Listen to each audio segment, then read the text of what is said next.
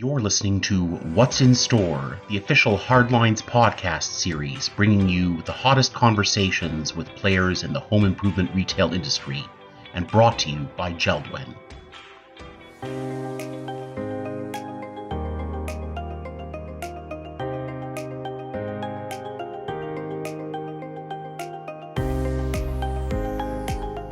Hello there, everybody. Welcome to another issue of Hardlines podcast series. Today, I'm here with Stephen Bailey, and he's with Fluevog. You can look forward to seeing him at our conference this year, which is in October. Stephen, I'll hand it over to you. Just introduce yourself and let us know a little bit about you, and then we'll get right into it. Thanks for coming, joining us today. Yeah, thanks for having me. My name is Stephen Bailey. I live in Vancouver with my first wife and two horrible children. I've worked at John Fluevog Shoes for 20 years. We are a retail design company, and we make unique soles for unique souls. Another way to say that is we make shoes for some people. We tend to be an acquired taste for many, but we have a lot of loyalists, and we enjoy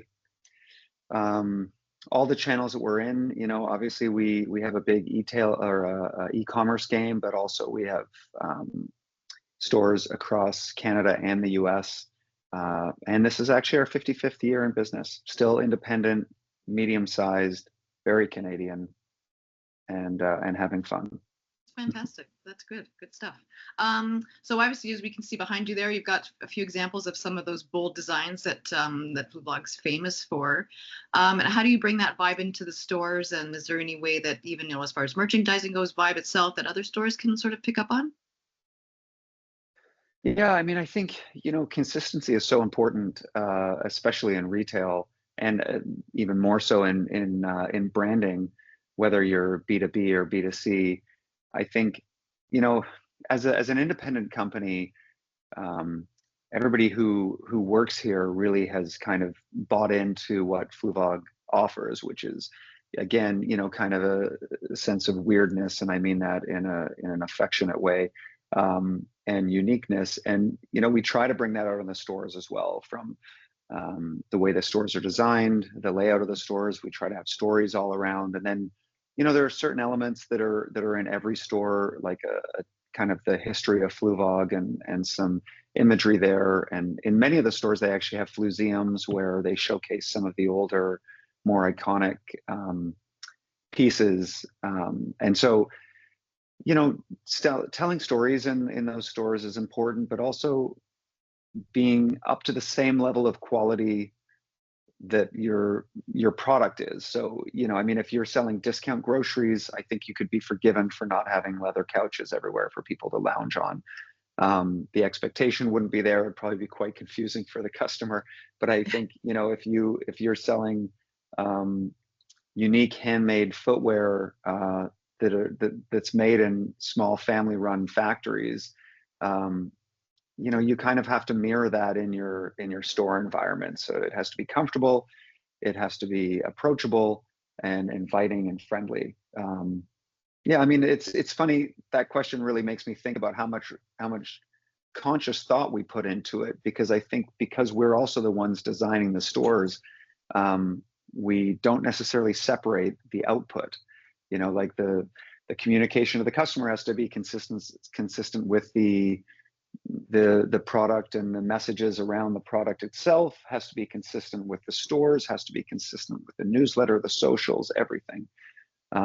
So we don't really separate them as much, but I think the number one thing there is that it shouldn't be jarring for the customer if the product and the offering and the branding doesn't match the space that they come into or the website that they arrive on. Right. Okay. And when somebody walks into the store itself, obviously the shoes kind of speak for themselves, and they are their own show. And obviously the brand. Is there anything else that people can expect when they come into the store? Or is there even the fancy leather couches or anything like that, besides somewhere to sit down and try them on, or anything else that you're known for? Well, I mean, every store is unique. Every store is different, and like, admittedly, you get a different culture in each store, even due to the staff, or as we call them, Fluvogologists, right? You've got Fluvogologists that have been here for 30 years and know every pair of shoes intimately, better than many of us in the office here do, because they put them on so many feet. I mean, there's Easter eggs in some of the stores. I think, like, the first one that comes to mind is on Queen Street in Toronto. It used to be a TD Bank, so we converted the safe that sits in the middle of the store, just off to the side, into a anti-gravity room. So, you go in there and it's a living room setting, and everything is put on a 90-degree angle. So the staff can help you go in there. You can pin yourself up against the wall, and it looks like you're on the ceiling dropping down. So all the fixtures are there, from the ceiling light to the couch, which is sideways, to the hat stand, to the library of books in the background. And if you go online, you can see lots of people have taken pictures of this. And actually, I mean, it's a good message as well. I think also, for anything that we do, we have such a short attention span, even for those of us who are producing these kinds of experiences. We want them to pay off immediately. But for us, what we found was, it probably took about 4 years, and then all of a sudden it was in all these guidebooks for Toronto. Like, once that, I mean, I'm very impatient. I'll say I'm the most impatient. You do something like that and you wonder why the whole world isn't talking about it, because it's amazing. But then, after a while, you give it some time, and it makes it into all those guidebooks and the best of Toronto lists. So that's something that's there. The fun little takeaway from that in particular is it's actually a recreation of John's first store. So his first store was in a very small space, and they kind of set it up like a living room setting. And the couch that's in that, what we call a Vogue vault, is the original couch that was from that store. So that's kind of fun. So there's a unique experience in that store. Other stores have other things, like messages on the wall. A lot of them have messages of John's in his own handwriting, kind of strewn around. Like I said, there are Flueseums in some of them. In Calgary, we have the Underground Gallery, which is often booked up for years in advance. So we partner with local artists who want to showcase and have opening nights there, and their art will be showcased in a expansive basement and of the store. And those nights are so fun, because people come into the store, they go downstairs, and it's just an awesome atmosphere there. So adding those little things is terrific for the local kind of community and culture. And in all honesty, when you have stores in many different cities, it's fun to talk about, because I kind of forget about them once they're set up and we set them rolling. And then it's really down to the staff in those stores to keep them going and keep them being relevant in that space, which, to this date, I don't think we've done any of those things that haven't kept rolling and being relevant. Yeah. So that's exciting. Yeah. Well, relevance for sure is a key thing. And, like in the home improvement industry, there's so many families that have been working or owning, stores for a long time, and they're settled. They're firmly settled into those communities, and they each have their own vibe as well, right? Yeah, for sure. Yeah. And so, as far as, the weathering economic ups and downs, being in business for over 50 years now, what is it that you do to keep people coming in and loyal when things might get tough? Yeah, we prefer to call these exciting times. Okay. But I think, it's been really challenging. One of the benefits of being in one place for 20 years is honestly, now I can't believe I'm the person who's saying these kinds of things, but you get to see the ups and downs from 2008 and through COVID, and how we've kind of weathered those storms from a retail perspective, for sure. So I guess in that sense, the current exciting times are just another version of, or another challenge that we have to work with. Retail is always tough. It's always competitive. I think that at the moment, if people are losing confidence in the economy, and obviously with trade disputes and tariffs and a lot of things being unpredictable, it's very, very difficult to buy for your store or your online offering. and figure out the terms in terms of that, and then quantities and all of this. It's very tricky. I think one thing that I think all retailers can probably take away from the last 5 years is that we worked so hard to convert those people who were standouts from online shopping. We converted all of these people to the convenience of online shopping, and then we had big, big organizations who made it even easier and just faster and cheaper. And all of us had to compete with that. And we're now in a situation, at least when I talk to peers in the space as well, we're looking at shipping costs and server space and trying to make those experiences as frictionless as possible. That all comes with such a big price tag. And then you and I, as consumers, absolutely demand it. I mean, that's the funniest thing about kind of being in the retail space, is you can catch yourself demanding, the expectations that you've come to expect from other retailers, even though, in another part of your brain, that is just very, very difficult. So wait, I'm mostly talking about problems at the moment, but I think that I think it's maybe not that surprising that foot traffic in many retail environments is down. I think if we ask ourselves if we've decided to go across town and park and buy that thing that we can actually get in 2 minutes, that's not true, but definitely 2 or 3 hours from going online. I don't know, our lives then, we fill in those spaces of time that we've now gotten back with other things and other demands and other expectations, and now we're locked in, right? So you cannot go out to a store every time you need anything. I think that's really hard to expect people to do. Having said that, I think the reason that our stores have maintained foot traffic and a presence of people coming to the stores is really down to service. Some people love the service. Some people love the people that work in those establishments. In the same way that people like going to a coffee shop and enjoying the space there. So really across the board in retail, if you can offer friendliness and advice and value beyond the product, then I think you've got a good chance of getting through what is probably a bit of a period of difficulty, especially for physical retail. So we continue to lean heavily into that, and we believe it wholeheartedly. I think we've watched foot traffic numbers decline for sure, but there's too much on offer there, and people who know. And if you're in a place where there's going to be foot traffic of people who don't know, then yeah, you have to work pretty hard to convince them to stay in a store and kind of enjoy. It's a difficult business. Do you find it any difficulty because of the not being in person to try something on? Did you have to modify policies a whole lot, or was that pretty easy for you when moving to an e-platform?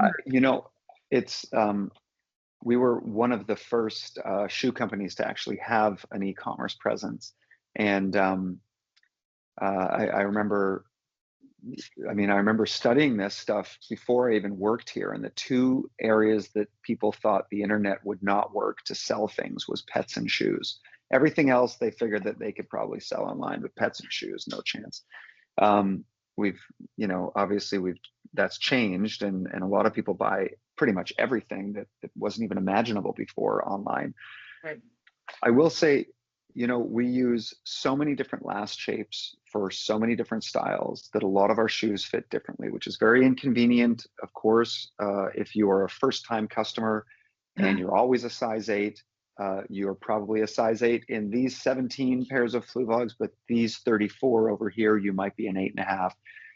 That stuff is really tricky. We work really hard to have fit guides on the website, so when you actually get there, you can see what Fluvogologists have learned putting this particular style on hundreds of pairs of feet.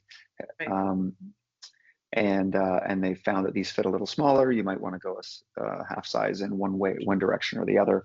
So I think that 10 years ago, yes, there are definitely a big group of people who would say, I would never buy, expensive shoes online without trying them on first. That has definitely changed. People are willing to do that. Also from the organization side, every retail organization there that has a presence online has also loosened their grip in terms of discounted shipping, free return shipping, all of these things, which again over the last 5 years have turned out to be more and more expensive. So it's a tricky balance, I think. That's part of customer service too, isn't it? So we need in the home improvement. Start again. In the home improvement industry, obviously looks matter. You showcase your product, you give examples. This is what your project could look like. This is what it looks like set up in a showroom, that kind of thing.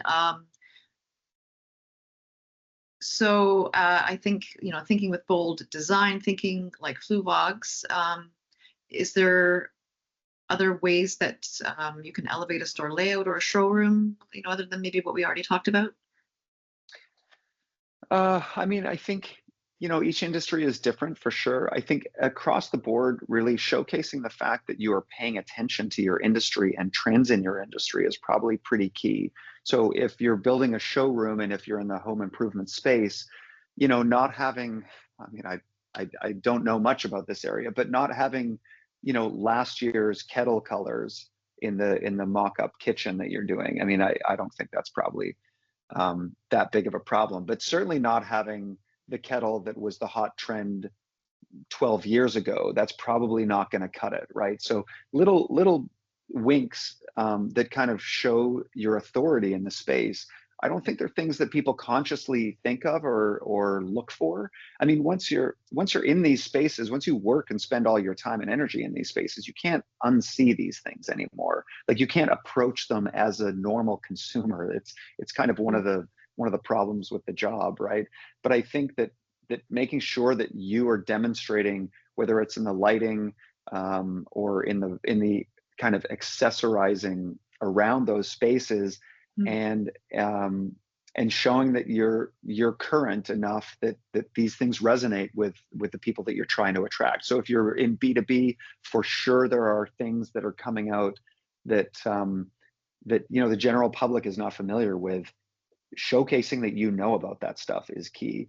Yes. And in certain areas, that comes down to also patterns, designs, colors, and that works in all industries, really. And then, at a really basic level, just making sure that your technology is up to the level that is now the accepted or the required level, right? So I'm not sure. I don't know. I think your things need to work. If you're gonna showcase bits and pieces and advancements, they definitely have to work. That's for sure. Yeah.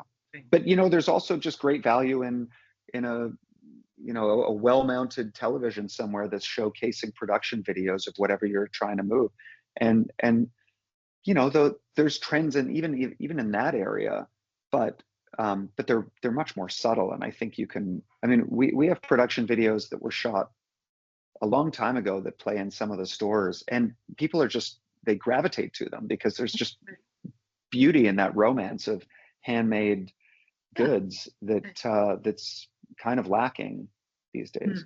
Yeah, it's part of the story, isn't it? Yeah. Along with that, obviously retail these days is per content, it's per community.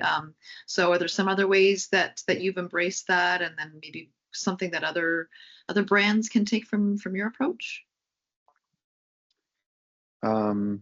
Content, community, and how to leverage that, I guess. Is that what you mean? Yeah. Yeah. Building even along what you were saying about showcasing the production videos, and that itself is content.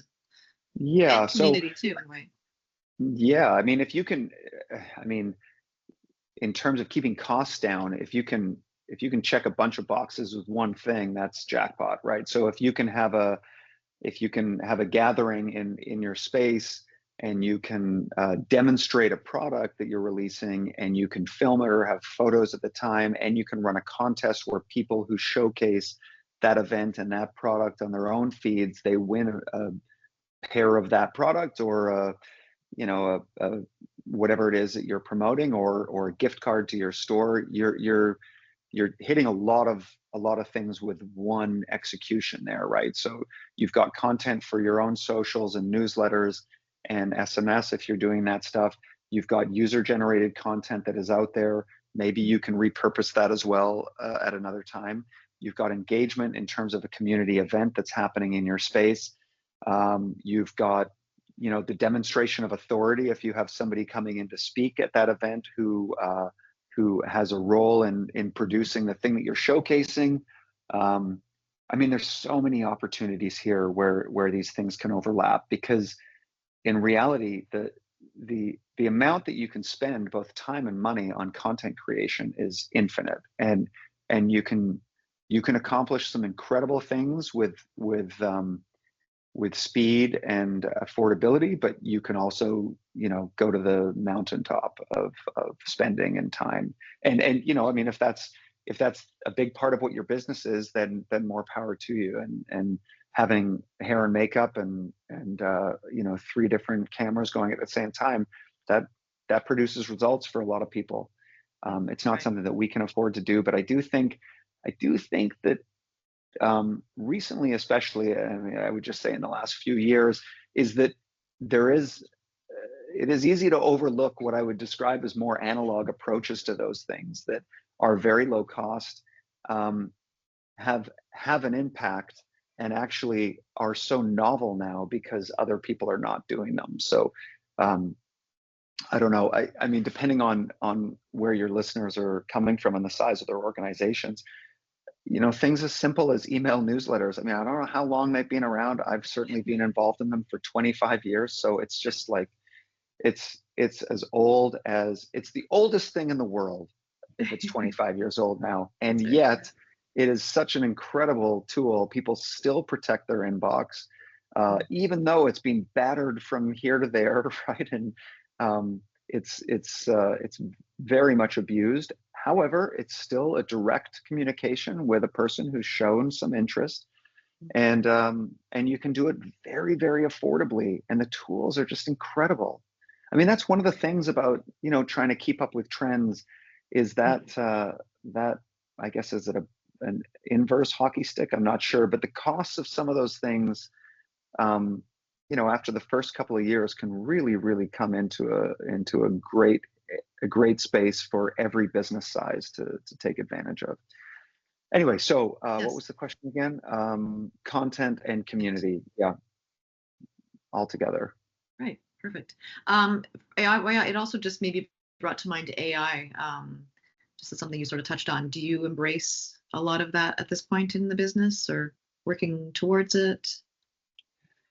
Yeah, I mean, it's hard to avoid it, and it's the prevalence in the media reminds me of NFTs about 3 years ago, where you were crazy if you owned an ice cream store and weren't giving away free NFTs with every ice cream, and that just disappeared immediately. Obviously, AI is not going to disappear.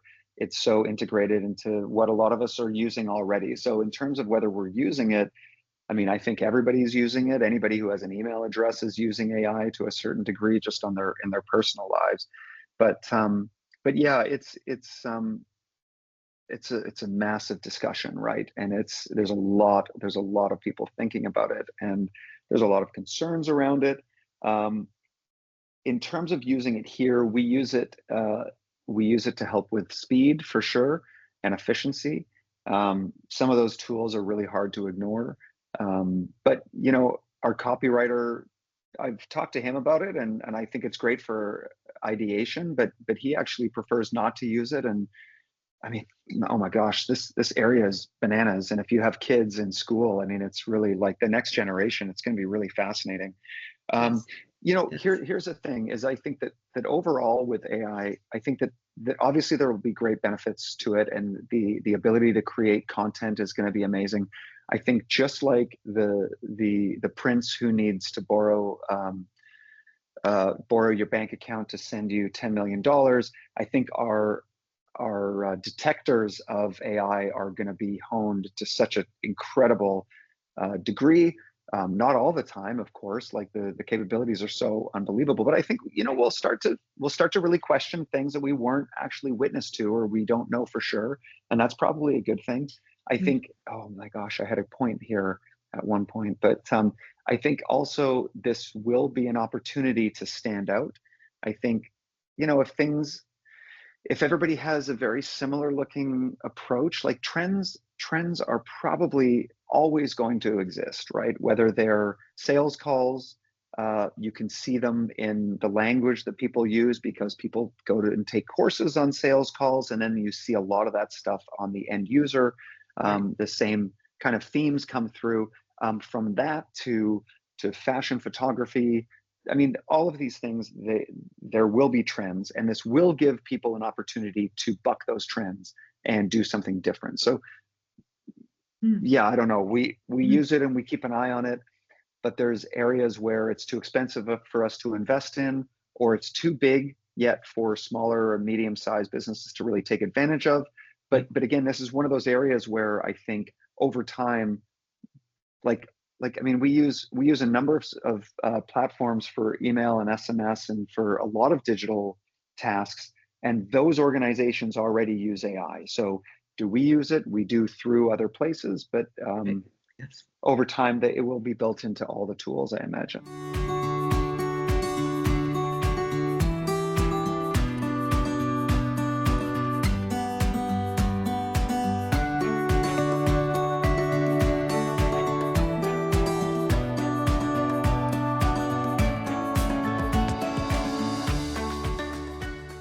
And as far as your stores go, a lot of them feel like galleries more than shops. We've kind of chatted about, how each one is unique and there's different little aspects in each one. So obviously that's pretty intentional, I guess you would say. And maybe again, building on some of that other merchandising advice, how a retailer can create a space that feels like an experience and there's not just merely inventory there. I mean, it's a hard balance, I think, like especially, with a lot of your listeners too. I imagine the array of inventory that they have and have to showcase is really difficult in some of those situations. We struggle with that too. We make such a small run of each style that we have so many styles on the floor, and in stores like Calgary, Edmonton, and Gastown here in Vancouver, we've got lots of space to showcase all of them.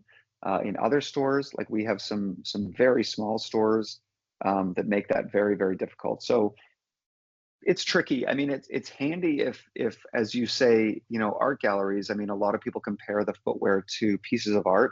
So it's handy that you're showcasing things that maybe people can get lost in and really, really enjoy. And it's probably more difficult if you're also needing to showcase things that are more of a commodity and more difficult to differentiate between. That's tricky. But I don't know. To be honest, each store is completely different. The layout and the space that we have to play with kind of dictates it at the beginning, and then we can decide whether we're using four rows of shelves, or these massive slabs of wood that I'm sitting at right now, which are fallen old growth that have gone through and turned into very, very long tables where we showcase them all on one area. So it's a team effort for sure, and I think the store kind of gives a lot of direction right at the beginning. Perfect. And how would you say that you walk the line between legacy and new ideas, especially when updating stores or introducing something new within the company or the stores themselves? In a word, poorly. But I think that's a challenge for a lot of businesses in the situation that we're in. I mean, I say that with jest, but it's a tricky balance for sure. I mean, I often think of established businesses when a new upstart comes into that space and doesn't have to pay all of the things that business over 50 or 60 years has dedicated itself to pay into, or to stand by, or to be consistent about. When times change, it's difficult to change with them sometimes. I mean, it's a moving target, and I think one thing that we do is we try to pay as close attention as we can to the capabilities of new things out there. And we've got such a great team who is dedicated to paying attention to those things on a regular basis. That I would say we move when we can and when we think it's advantageous. But it definitely takes a lot of brain space. Like you've really got to be plugged into some of those areas. In terms of like just the storytelling of the heritage brand itself, I mean, I would guess that it ebbs and flows the level of importance that is to different customers and potential customers. All we can really do is make sure that we're staying relevant in terms of who we're partnering with, in the styles that we're producing. The price point is key as well. You know, there's benefits and drawbacks to having an established brand, but for sure, if we tried to do something like this without any goodwill in the background, I cannot imagine being able to succeed. I think so much of it comes down to the dependability and the loyalty of people who have been kind of pleased and wowed by what we offer, both like as a community and as a product in the past. Right.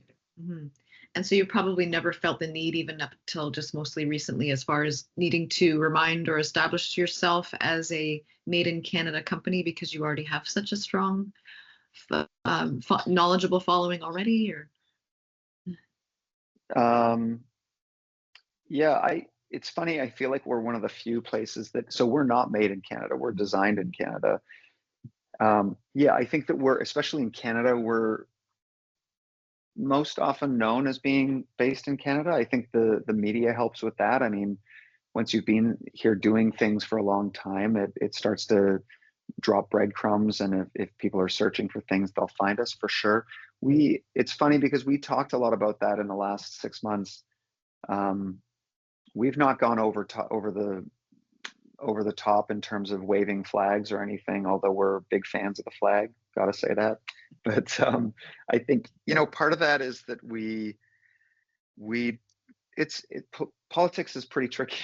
I mean, and it affects a lot of people in different ways. I mean, Right. It's funny because one of the few things that we actually did during that time was that we falsely released a product called the Super Tariff, which was a shoe that made sure to execute on all the best tariffs. We made the shoelaces in Ecuador. We went through all of the tariffs and made sure to have a piece of this particular shoe made in every one of these tariffed countries. And it cost $1,700.29. And it looked a little bit ridiculous even for us. And that was just kind of, we had a little bit of fun with that on LinkedIn. Interesting. Just kind of trying to make a little bit of light over that, but with the same kind of, with the same note that, you know, it's not a funny business and the economy is in a tough spot, of course, but we tried to have a little bit of fun with that. That was really the only thing that we did that had anything to do with kind of national borders and all the tariff talk at the time. We moved very quickly on that. It was so hot in terms of the news, obviously, and we got a good response from it. I think, you know, we do have things on the windows that say that we're proudly designed in Canada and we're uniquely Canadian. We've had windows in the US and other times that have not been quite so heightened politically, that make fun of apologies and things like that, little winks to people, but yeah. Right. I'm curious, is the tariff shoe going to end up in the Bata Shoe Museum or one of the store museums or anything like that, or does somebody take it home? Just to correct you there, it's the Super Tariff shoe. Oh, okay, sorry. It's all the best tariffs. Right. And we didn't produce it, but I don't know. Now that you mention it, maybe we should make one sample of that, Yeah, and we should promote it around. The key there was trying to move quickly, and we certainly couldn't produce a shoe that quickly in one day. But but that's a great idea. Darn it, I wish I'd thought of that. Thank you. There's a great example of something you can do in retail and awesome. That's and great. kind of play on current events. Yeah. And then so lastly, is there one surprising insight that you picked on from customers that might click with somebody that's running a shop that could be of selling anything or anywhere? I think um, I think it's actually hard to pick one. I mean, probably one of the best things we did, and I'd want to say 12 or 13 years ago. I don't really remember, but we started a Fluevog Facebook group. So it's really not the content is not really ours. It's for Fluevoggers all around the world, and I'm not sure. Maybe there's 16,000 people that are members in that group, and it is very, very active. If you want to find something you saw 3 days ago of somebody posting a picture of their shoes and they made some changes to it and you want to find it, it is very challenging. That part is Okay. not enjoyable. But it's a testament to how active Mhm. um, dedicated Fluevoggers are. And the learnings we get from that group, just from engaging with people, and of course in store events, and just just with any level, with any form of contact with Fluevoggers, yeah, we learn a ton, and it's advantageous for everybody. We get to know like how people are using the product. If people don't like something, we learn about it, and honestly, we change so quickly. We really, I often think that people would be really amazed by how many people read a complaint email. It makes its way through many departments if it's relevant to other departments, Right. and I feel like we're probably one of the few places that still takes that so seriously, um, because I get the sense that we're all a little bit kind of removed from one another these days. And if you want to contact somebody about something, you just kind of, I don't know, a lot of myself, I just don't bother because I don't think it's going to make it to a person a lot of the time. And here it makes it to people. So I want to think if there's nothing jumps to mind, but the learnings from your customer are so valuable, Yes. and I would encourage anybody to make sure that like when you send a newsletter out, if you hit reply and it says no reply at business.com, you're missing a ton already, right? Now somebody's got to look at those and probably answer them, but the value that you get for that is really incredible, and you get it from, it's not just about the product, it's about the experience in the stores. And in our case, I will say the vast majority of those of that feedback is really positive. And so you learn, you see a couple of emails come back from a newsletter that goes out talking about the staff in Brooklyn, that's jackpot. And then then the Brooklyn team learns about that, they feel great and validated for the amount of work that they're putting in, and you're out there. I mean, it sounds ridiculous, but I mean, yes, this is business, and yes, we have to make a living, and everybody has to earn what they're due, of course.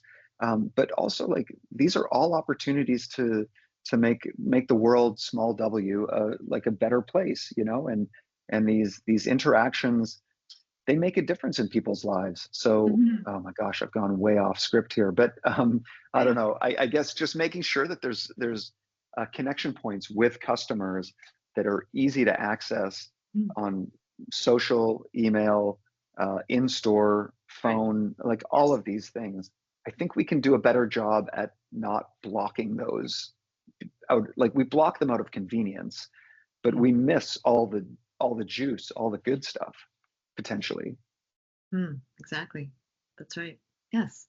Let's that's all our questions for you today. And right now, thank you so much, Stephen, for your time and chatting with us today. It was great hearing about the company and your experience and your insights. And look forward to seeing you in October. Okay, well, thanks for having me. I look forward to October too. Can't wait. Great. Thank you.